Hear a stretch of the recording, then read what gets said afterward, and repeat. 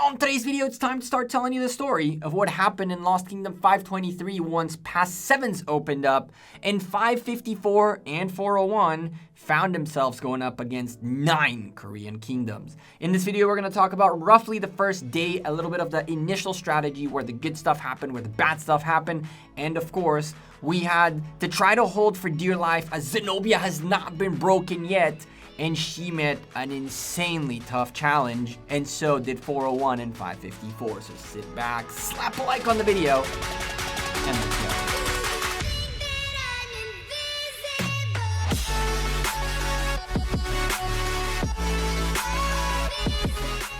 Hey there, YouTube! Welcome back to Gekko Gaming. As the madness of the past 7 war begins, let's start talking a little bit about what happened and some things that you didn't see on stream, strategy, and all that good stuff. Of course, don't forget to slap a like on the video before we start and subscribe down below, because we're going to make a few videos about this whole story with everything you need to know. Now, granted, some of the things that I'll tell you will not be reflected in the footage built behind, but I want to tell you the full story and give you a little bit of the awesome fighting happening in the background. If you want to see everything that happened, we streamed the whole damn thing. It's on the channel in VODs. Hours and hours and hours of stream. So right before this past madness happened, a attempt on a strategy was created. If we go back even further, a very big mistake happened early on by both teams in the way we flagged our Zone 6. We left a lot of open spaces, and it wasn't necessarily a real thing that happened. It was a little bit of inexperience plus a little bit of issues getting the flags the way they needed to be, plus getting the resources we needed to flag and all that good stuff. 401 found itself in a lot of situations without resources to build flags and forts for a substantial amount of time, which was again a result of inexperienced flagging in Heroic Anthem, which is a thing that, it's the first Heroic Anthem. You can't blame anyone for it. But as a result of that, a strategy was developed in which the core group of people would be going to the bottom pass and fighting the bottom team, while the 300 would go to the right side pass and hold it for dear life. The idea behind the 300, just like in the movie, was the 300 soldiers that will hold the front no matter what and not let the team take the pass away from us, because then there's potential for fort drops and a bunch of other things. I was enlisted into the 300 to attempt and hold, but right off the bat, that strategy had a lot of flaws in it. Now, when I say this, I don't mean it in a disrespectful way towards leadership or towards anyone who was part of creating this plan, because in hindsight, it's very easy to criticize, right? But at the same time, the fact that there are people out there putting in the time and energy to plan these things, to get the groups going, to figure all this out, it is a lot more than I've ever done in this game. So I give a lot of props for the attempt of getting this done. But unfortunately, the idea behind the 300 was for some key players like myself, a named soldier, and a few others, I believe Bax was with me, Easy was in there as well, were supposed to hold the front, and the rest were supposed to kind of try to fill the pass with sieges and whatever came out of their farms. The idea was to put as many farms as we could, buy the pass, and hold on to it. The problem here is that, unfortunately, my strength was Zenobia, Theodora, full infantry. When it came to mixed troops, I was very, very weak at the time that this happened. No ISS expertise yet, no equipment for leadership, and really no experience doing Garrison for leadership. The plan very quickly fell apart. The first couple of rallies Zenobia took with full infantry just wrecked everything, but as we switched to mixed troops and we started relying more on people to play on their farms to fill the pass, it did not happen and we lost the pass. And once we did lose the pass, it was very, very hard to get it back, to the point where the 300 really became what you're seeing on the screen right now, the 300 scrambling to try to hold these guys back from going through the pass that was already theirs. We did try to rally it several times, and we did push in enough to push them out of the zone and even take the pass once, but then they took it back. But the reality is, this 300 idea created a situation in which some very important key players like Easy, like Unnamed Soldier, and so forth and so on, were very focused on a pass that was pretty much an uphill battle from the get-go, and the folks that really, and the focus was really split. For a very long time, what ended up also happening was that at the bottom pass, we did not have any forts that belonged to 401. Our X and out from 554 had, though, that pass surrounded. And so 401 couldn't really do much to help. I mean, we could join their rallies, sure, but what happened when they're stopping to rally or when their rally leader has to go or something of that sort? And there was a very problematic situation with the pass bug and all that stuff that happened. It was really, really, really tough. And it got to the point where we were too split apart at almost all times. And for the record, that is literally the two things that I can say about this KVK is we were always too split. And the main sentence that always came up was, if we only had a little bit more people. And when you split everybody and people start teleporting left, right, this alliance, that alliance, and not figuring out what's going on, it's a little bit discouraging to continue pushing and wanting to get things done. Now, as you can see, we're right now attempting to rally out this pass and take it away from them, but a very strong rally Garrison without the capability of triple rallies on this pass caused a lot of issues. 554 had a little bit of a tough time filling the rallies, refilling the rallies. The rallies were full, but continually reinforcing them was a little bit tougher to them than it was to us. And because of that, the timings of rallies ended up being that pretty much Unnamed Soldier was there the majority of the time with his Attel Takeda, and we just kept reinforcing it. But a 1v1 with a pass is super, super tough. And of course, 554 were there. But when you don't refill the flag, the rally over and over and over and over, it dies off at some point. And it ended up happening quite a few times, which was a little bit unfortunate, but it's part of war, right? And so the pass of the 300 was taking a huge amount of our focus, while the bottom pass was actually being taken over by our peeps. While that was going down, the pass did belong to 401 and the coalition of Int, if I'm not mistaken, which it had 401 and 554 in it. But the problem was the Rise of Forts strategy was upon us.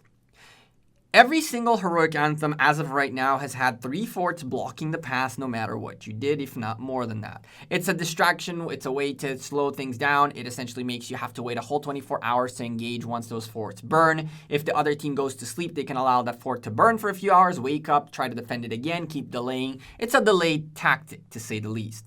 The biggest thing that people do is drop forts somewhere in the middle, if wherever you're trying to push. But the problem is the Korean folks had flagged in such a crazy way, and they had such a huge presence that it was impossible to drop a fort.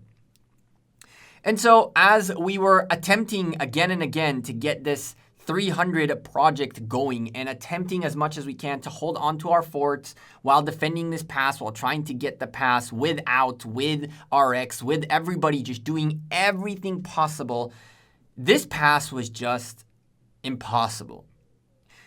One of the strengths of the Korean community is that they come in masses. When they're awake and when they're active, they come in like ants all over the place. They come out of nowhere. And the reason that happens is because they tell everybody to send everything they have on the field. If you're a 20 million power player that only has a Pelagius, markswoman with T4 calves, 100,000 T4 calves, well, send them, because anything you do is better than not doing anything. Of course, those guys took a 10-1 loss, but they still took the 1 away from us. And when you have enough of those, we can trade 10-1 and still run out of troops. This was also something Chiskel had mentioned throughout the stream, is that they're trying to essentially dry us out. And it's not that they accomplished that, but it was a little bit of a mix of a bunch of things that happened that caused the situation to get to where it is, but we're not going to get ahead of ourselves too much. And so the 300 are fighting very hard to try to get the pass back and try to defend for dear life, while the folks at the bottom got a little bit of a breakthrough going on. And that breakthrough came in the form of a flag that was hopped across the wall by TN. TN, being an alliance of 401, managed to drop a flag right there, and it was crazy. There was one spot available out there, one spot only, that was capable of being gotten by some shape or form. And thankfully, we, as the Garrison captain with Zenobia, were called in to this side and out of the 300 situation. Now, it's not that I didn't like what was going on in the 300. It was a lot of fun. But I was looking for this exact thing. I was looking for a flag that was the key flag that we have to hold and allow my garrison to do what it does, which was not be beaten. Up until this point, Zenobia Theodora had not fallen. It might have burned maybe once. But the problem with this flag was, if you noticed where it's placed, it was way far away from the pass, and with the exception of the folks who managed to TP in here, everybody else had to march through areas that belonged to the enemy, and I can tell you that in the beginning, I tried to march from where I was to here, and it was just completely impossible. We'd get wrecked on the way. What would end up happening is that clouds of marches would pile up next to the pass, and then as a cloud, march together as a ball all the way to here. And this is the end result of the first ball that I was part of, and this is what happened. So we're TP'd out here, surrounded by everybody, and Zenobia Theodora is holding the flag. Now, TN is primarily an Arabic alliance in 401, which I had never had the opportunity to play with yet. And I went to TN, I was in their voice chat. Those guys were amazingly fun. I can tell you that the most fun I've had in voice chats in a very long time was in this KVK, and it was partially with TN as well. They were funny, they were joking, they were tenacious, and they kept filling the flag like no one's business. One thing that you should know about Garrison is that having a Zenobia Theodora when it essentially kills everything and anything that came at it is fantastic. But if there's no people to refill the flag again and again and again and again for Zenobia to be at her peak, then Zenobia means nothing. And so the credit for all the defenses we've seen throughout this KVK doesn't go to Zenobia. Zenobia was just like the tip of the spear. But without the body of the spear, the tip means nothing.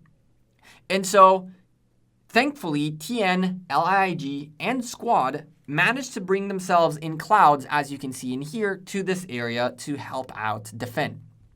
The issue is, every time a march would die in here, it would not be able to come back unless the next big bubble of marches started marching, and slowly and steadily they cleared us out. And at that point, it was myself, Snake, and I forgot who was the last person. He's on the screen right here, but I cannot see very well right now. So I apologize to you, my man, standing right on the own their field marker, because these three guys, we pretty much held this thing for dear life.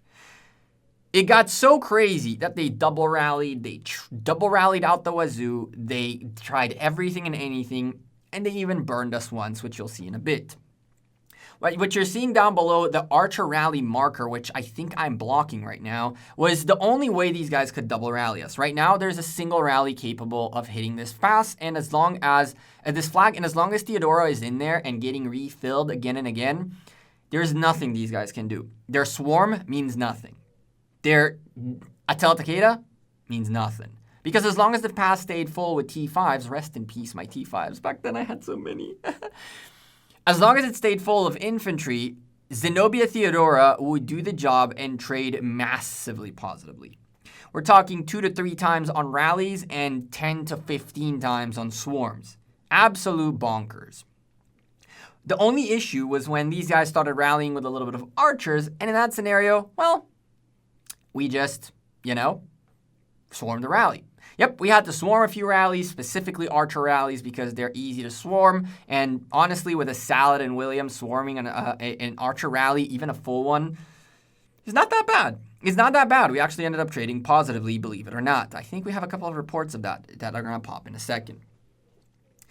As LIIG, TN, and Squad, and RX, and Out, and whoever else was coming in here were preparing to make the move towards this area, as they indeed needed to come in clouds of people.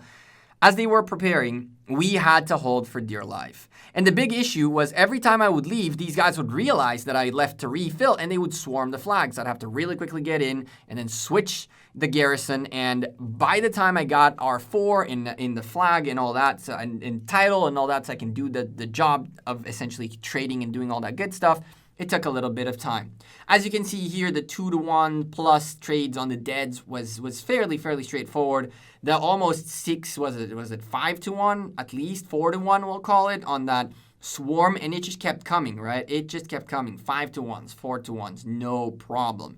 A little bit of hiccups here and there that Leonidas like the Guan Leo did really, really good, and some did a little bit less good. But as our flag kept holding, more and more and more pain would come.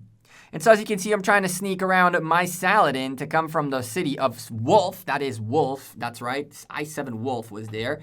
Now I can see his name a little bit better. Thanks to him, we managed to go around, swarm archer rallies, which guaranteed Zenobia's success. And this kept going on for hours.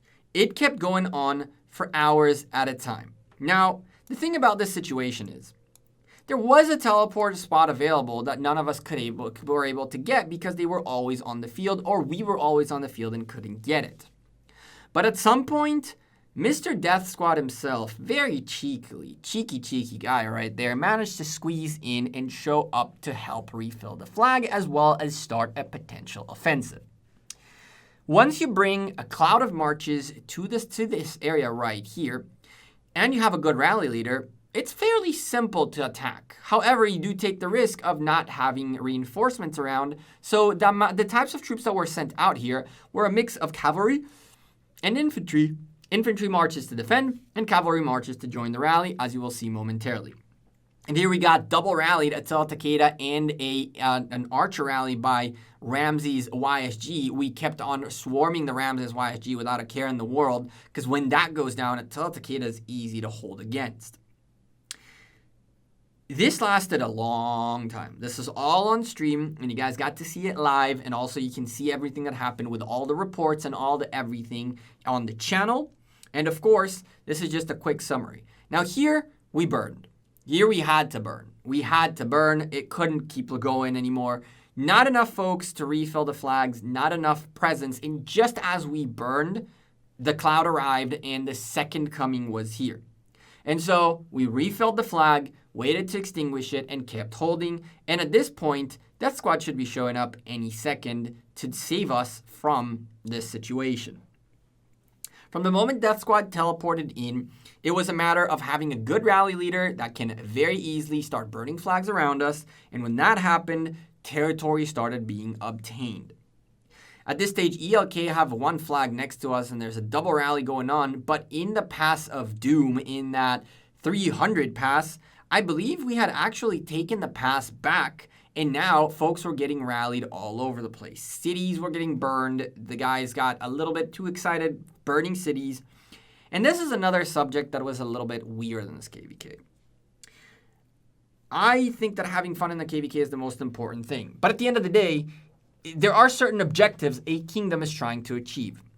And one of the issues we faced was that when we saw a city that is zeroable, we just, couldn't hold off. We had to get it zeroed. And there were occasions in which, a flag needs reinforcements, a rally needs reinforcements, and there are 6 cities getting zeroed right now, which is a little bit of an issue, but it does happen. In a kingdom as aggressive as 401, you see someone that can burn, you burn them, right? Like, you can't say that's a bad thing.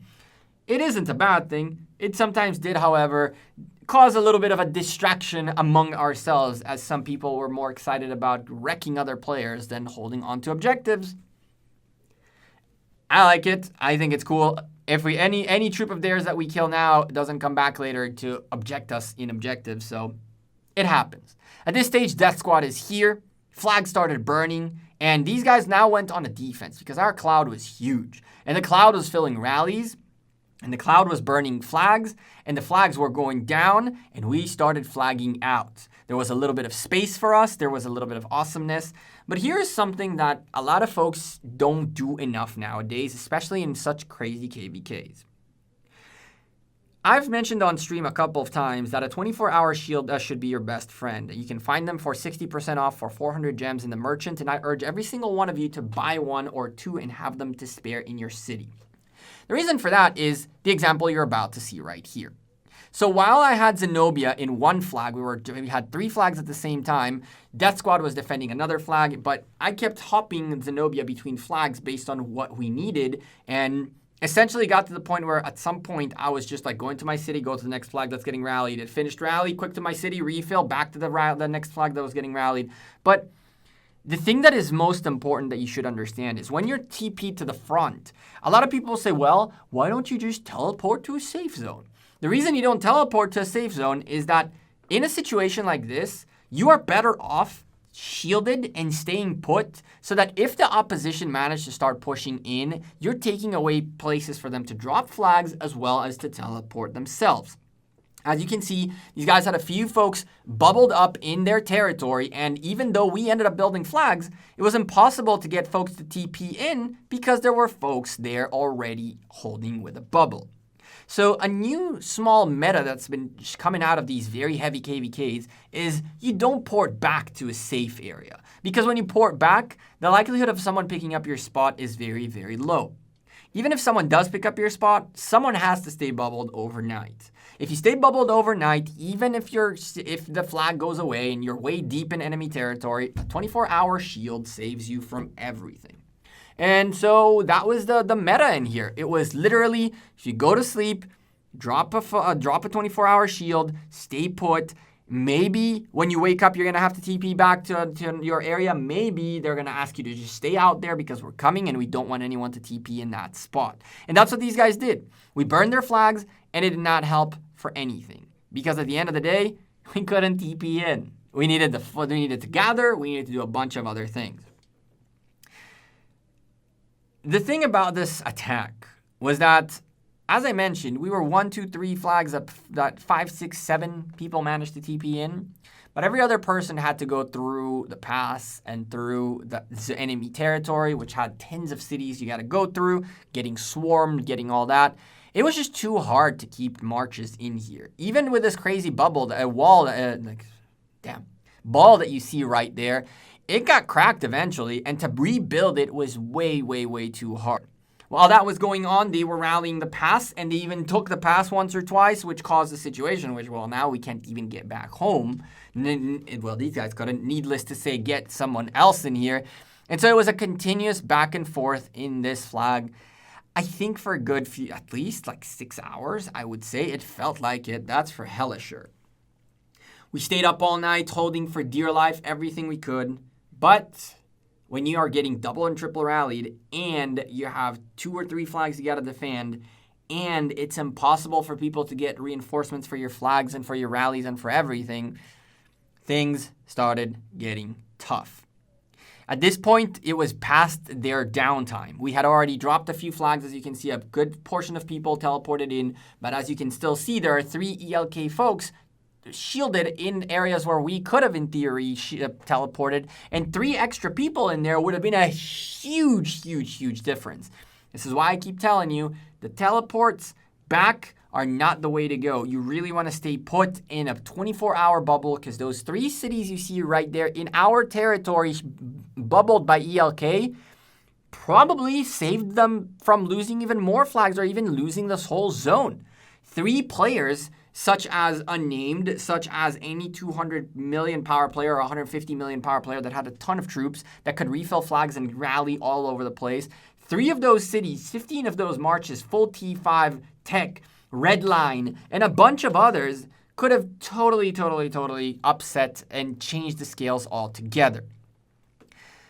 The issue remained, though, we were surrounded, and while we were doing always positive trades, again and again, it was just too hard.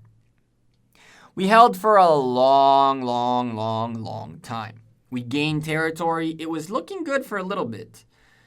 But as they woke up slowly and steadily, and we started getting dwindled down again and again, it's been a few hours now that we've been holding for dear life. I'm starting to lose a little bit of T5s as I'm already down below 80 million power, all the way from 98 so far. Our T5 infantry, we're going badly. We're building, we're Zenobia hopping flags, as you can see right there. Every time we drop a new flag, infantry Gekko, Zenobia Gekko, and all that. And I loved it, right? For me, it was like, I'm meaningful in this kingdom and in this KVK, so I'm always for it. It was so difficult. We're getting as many taxis as we can. We're getting people to march here, doing everything in our human power to hold on to the 1 foothold we have in their zone. But things were starting to get really hard and very, very costly. And boy, oh boy, these guys were just waking up more and more. And to find out what happened next, you're going to have to subscribe to the channel and hit that thumbs up. In the next couple of days, part number 2 of this series will come out, and we will talk about what ended up happening in this territory, as well as much more of the strategy, much more of what went down, and we'll tell you the full story with a little bit of more insight as time went by. Just a quick shout out to the 401 leadership for all the amazing work they did planning this KVK. We're going to keep shouting them out again and again because this was not an easy one to go through. A lot of struggle happened, which we'll talk about in the next few videos. For now, thank you very much for watching this video. Don't forget again to drop a like on it, subscribe to the channel, all that good stuff. And I'll see you guys in the next one. Take care and have a good one. Peace.